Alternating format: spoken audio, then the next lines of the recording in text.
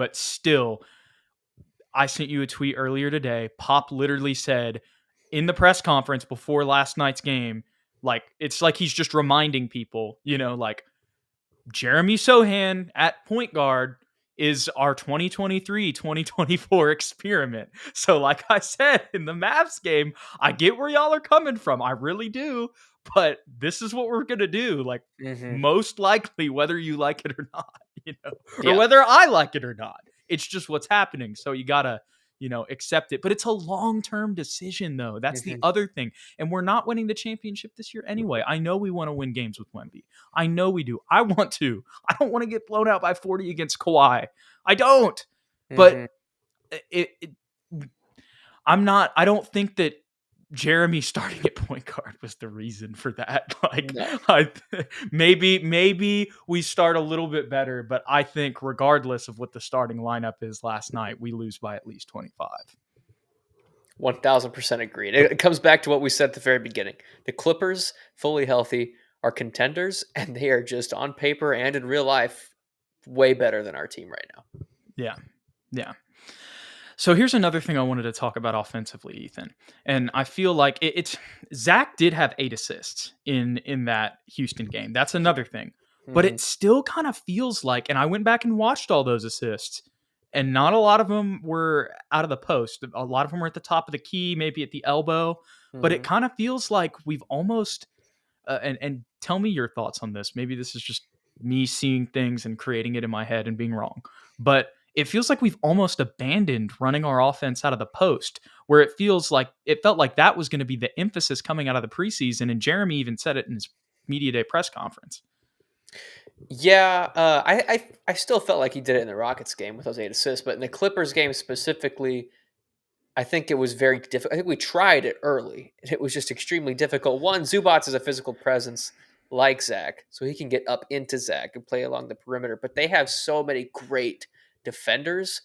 We're not catching them sleeping like we're catching the Rockets sleeping. Yeah, that Clippers game too. It's like they No. just beat us. Like nothing was going to work. We tried it like 3 times in a row, and it was like steal Kawhi, steal Paul George, and then you got Batum and Covington. These are all like really solid defenders. So there was just no backdooring anybody in that Clippers game. But I understand where you're coming from as far as getting the rock to the post and letting Zach maneuver. He does it from time to time, but it still felt more prevalent in the preseason. You're right. I don't know.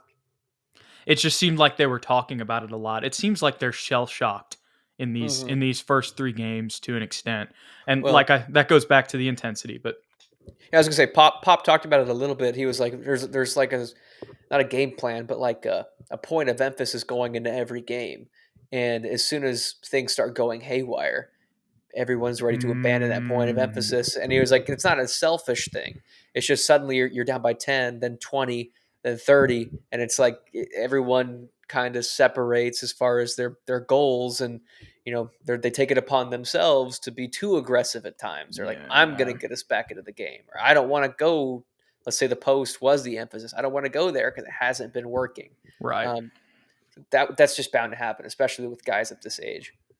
Yeah.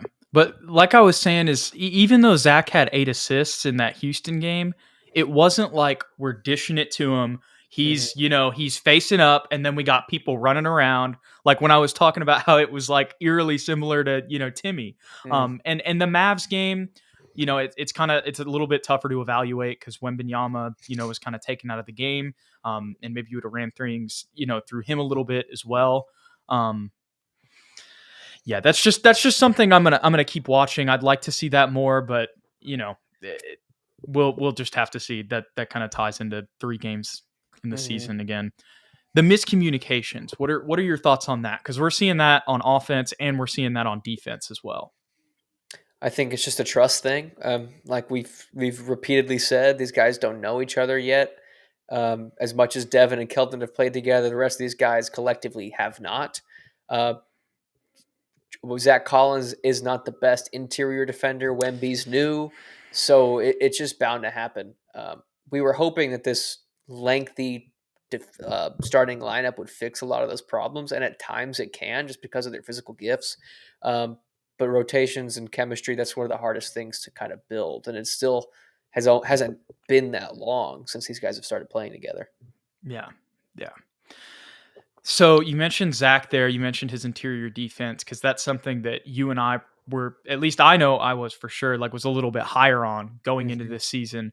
And that's the other thing I hadn't written down. And even in this Houston game was, and this ties into really all of the games so far, offensive boards and physicality in the paint. Um, that's it hasn't looked as good as I've expected from mhm. Zach so far. I think he's physical, and he's always gonna be intense. He's just losing because these guys are so much bigger and stronger than he is, and I think he used to be bigger and stronger, but he thinned down a little bit or leaned out, probably as a protective maneuver for his foot and ankle. And he is quicker along the perimeter, but guys like Alper and Şengün, they're just gonna body Zach, unfortunately. There's not much he could do about it. Yeah, and that's where it kind of just eh, and we'll see how the season goes. I just hope we can see some improvement like we saw last year there. Mhm. He's That always up for the fight. I'll give him credit. right. He's never backing down. No, Like, the reason he's got postered 3 times and yeah, people can say whatever they want about that, but like you're saying, there's is because he actually tries. Like I'm not questioning his intensity. or not even intensity or anything like that. It's just like I remember specifically even saying like he looked physically better. It even felt better. And once again, that's another example of preseason not being indicative of always translating. But at the same time, even physically, like he looked better. I mentioned that, and it hasn't translated so far. But as we're talking about this, I am remembering how last season it really he that interior defense we saw him get better as the season Mhm. progressed. So hopefully we can start to see maybe not immediately because it's not going to happen over one game. But when I say start to see, I mean it'll probably be a lot longer. It's not probably going to be within like the next 2 weeks or something like that. But hopefully we can start to see we can see some similar progression as we saw last year when it comes to his interior defense. That gives me a little bit of hope as we're talking. But I'm sure there are a lot of people out there right now who feel like I even have some friends who are like, man, he's just really getting bullied in the paint. Like, and this is our center, you know? Yeah, unfortunately, I don't think we have a fix for it right now. Yeah. Because as much as I like Charles Bassey, he hasn't been crazy good. I know he's only had, like, 10 minutes a game or something like that, but he hasn't been a fix either. He's not if you put him in the I don't think there's No, go if you put him in the starting lineup, it's sure, maybe worse. sometimes he's going to be able to, you know, physically compete with guys that Zach can't, but then there's a whole nother list of problems, like you were Yeah. saying. That's really Zach's only that's his biggest flaw. The only glaring flaw is just physicality down low. Or I shouldn't say physicality, just being I don't just being strong enough. Like, he just Yeah. doesn't have the physical tools to compete down there.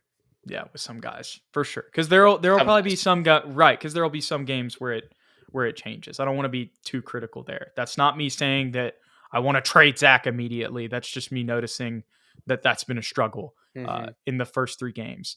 And the other thing that they might be thinking about down the line too is it's like this is him next to Wembenyama, and as Wembenyama gets better as the season progresses, as I was just kind of Mhm. alluding to, his job's probably going to get a lot easier.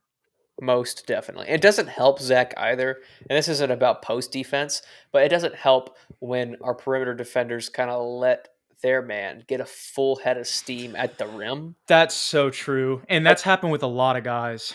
I know you have Wembanyama back there who's gonna fix a lot of problems and block shots, but you still have to slow guys down Yeah, and not let them get a line drive to the basket.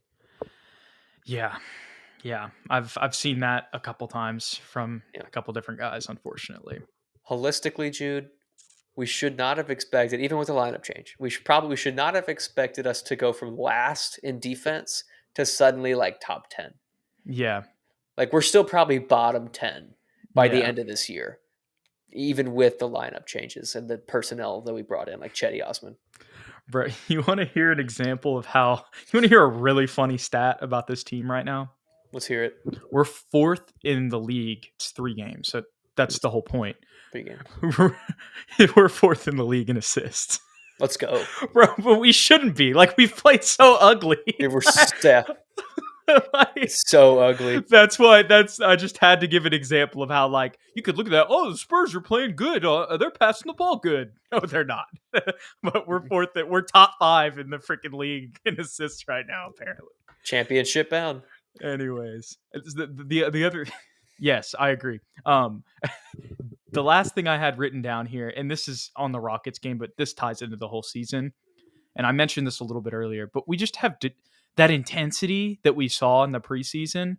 Like it's, I mean, we've seen some glimpses of it from a couple guys, but as a whole, we have had decreased in intensity on offense and on defense, and I think it's caused by confusion because when we don't know where to go or what to do, one person stops. It's like the Spider-Man meme. Like everybody just starts pointing at each other. Like nobody knows what to do.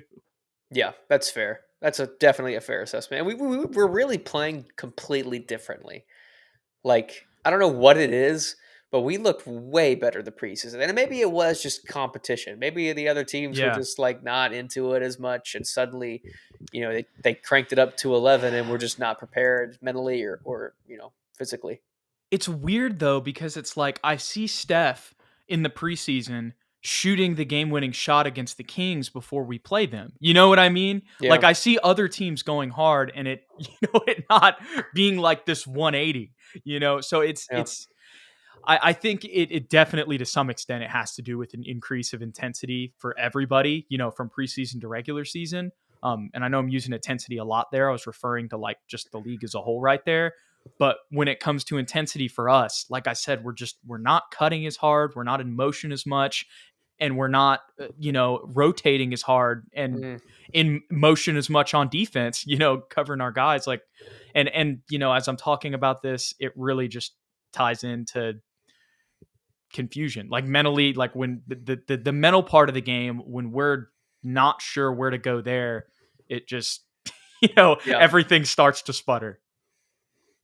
Couldn't have said it better myself, my friend. I mean, that's gonna be the theme for the next few weeks. Yeah, yeah. Well, Ethan, we should have our special segment here. We kind of covered everything else, honestly. Hmm. It was a little bit jumbled, but I we think it needed to be because it all kind of tied into each other. But Shetty Osman, as you mentioned earlier, that was who I wanted to talk about. And you talked about the connectivity. Um, and we've seen his shooting, we've seen his physicality, we've seen his playmaking ability. Um, yeah, there's really not too much else to say there, but I guess give your final little blurb on Shetty for this episode because I know you kind of already talked about it. I mean, the dude hasn't had a turnover yet. He's been I didn't extremely even know that. consistent. Yeah, he's got 12 points against the Clippers, which is kind of crazy considering nobody else got that high. Oh, the Devin had 14, so he was the second highest scorer off the bench in 17 minutes. Hit both of his free throws. Had 14 points against the Rockets, +9, 4 for 6 from three. Like he just provides an energy and a consistency that nobody else has yet to show. He really brings in a stability Hmm. regardless of which lineup he's in. And I think that's why you see him in there. That's why you see that Shetty. You just see him in there with the starters. I could list all the different types of rotations, but he's in there with Devin and Keldon a lot. Hmm. I mean, it works. He has been a blessing in disguise. We literally got him for free. He was a salary dump to us, and he's going to prove to be probably the most valuable bench guy next to Trey. Yeah, And I think somebody we've actually forgot to mention. This will be brief. Malachi, because no, he was the please. guy that we thought it's only been 3 games. Like we got to keep reiterating that. Right. But I kind of expected him to be a little bit more explosive than he has been. He had 9 points against the Rockets and how many 9 points against the Clippers, but an inefficient 9 points against the Clippers. Three Yeah. for 12, 2 for 4 from three. I don't know what it is about Malachi. Maybe he needs to be a little more selfish, and maybe it just comes down to that confusion thing, like you have continued to say. Maybe he just doesn't know where he fits in right now. Here's my thing, and this ties into the point guard discussion, which everybody wants to talk about. I'm seeing a lot of the same issues on the bench. And I know the talent level's not as high, but we just talked about Shetty, and Hmm. Malachi. Like I'm not seeing we're just it's like we're going so fast trying to move in transition, and I love Trey driving to the basket, and I've praised, his scoring in Hmm. transition, driving to the basket, and how he can finish in up and unders and have acrobatic finishes. I like that, but not every time we have the ball, and that hasn't been. I'm not literally saying every time the bench has gotten the ball, we've we've ran in transition, but what I'm saying is that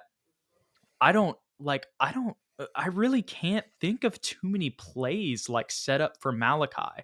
There was the three against the Rockets. I saw an assist from Trey, but that was really like kind of also it was like a broken play kind of where he got it back and it was a good Yep, I remember assist. that. But you know what I'm talking about. That was the first three of the game. Like we don't really have like any sets like as much on our bench either. So and that ties into, probably once again the Wembenyama thing. Hmm. Um, but it's just I'm glad you brought that up because it's tough. It's tough to see that happening on both sides. And I completely agree that in the Rockets game, when Trey was with the starting unit, that he was able to showcase a lot of his playmaking. So that may be the case, the little bit of talent, but I think it's less of that. I think it's just we weren't running as much structure, off the Hmm. bench. Um, when he's in there with Malachi. Because when I thought of this bench unit coming into the season, when we were talking about this all summer about Jeremy potentially being in the starting lineup, I was excited about this backcourt and Trey Hmm. setting Malachi up. Um, and I'm not saying this is all on Trey. I think this is a whole kind of Yeah. scheme thing, but I am a little bit, I would like to see more of that. I would like to see more of our second unit, running stuff, but it's it's tough to evaluate because I'm not sure like what they're telling Trey to do. Because if they're telling Trey to push it, it's like you can't get mad at him for following instructions. You know what Yeah. I'm saying? Especially when he is one of the better scorers off the bench.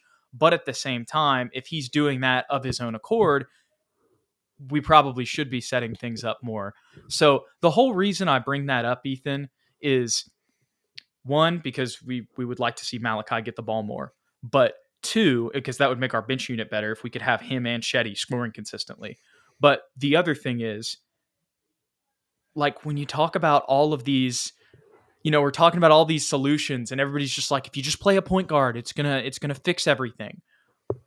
I'm seeing some of the same issues that we have on with the starters with with the bench. And Mhm. like I said earlier, that's not me saying that I think Jeremy's better at playmaking than Trey. That's just me saying that I think that the issues that are persisting here are greater than just we needed traditional point guard in the lineup. Does that make sense? Yes, and I will say once again, holistically, zero half court offense right now. We fix that. I think we fix a lot of these problems. I agree. I agree. Well, Ethan, do you think through these three games that we've what do you think of us defensively other than the Clippers game? I think physically we have the tools to be very good. Finally, I don't think there's like other than Zach's interior against guys like Jokic and Nurkic and whatever. I think we've finally closed some of those gaps. At this point, it's just going to be a mental thing and chemistry. Yeah. We'll have to see. I know it's been disappointing, but if you look at that Rockets game, there were a lot of stops down the stretch. Obviously, of course, Hmm. Wembenyama swatting Jabari Smith twice is the first Huge. thing that comes to mind. But it wasn't just him. If you go back Hmm. and watch that game like I did today, there were some other key stops from guys as well. Um, Trey forced a miss from Fred Van Vliet. Fred Van Vliet also got him. Jeremy Sohan first forced an air ball from Fred Van Vliet down the stretch, and then got a dunk. I think he actually got subbed out the next play because Jabari Smith went right past him. Um, but I agree with you. I think that as much as people may not feel like it right now, I think we do have the pieces. I just really I think the main thing we've gotten from this conversation, Ethan, is that it's all mental. Couldn't have said it better.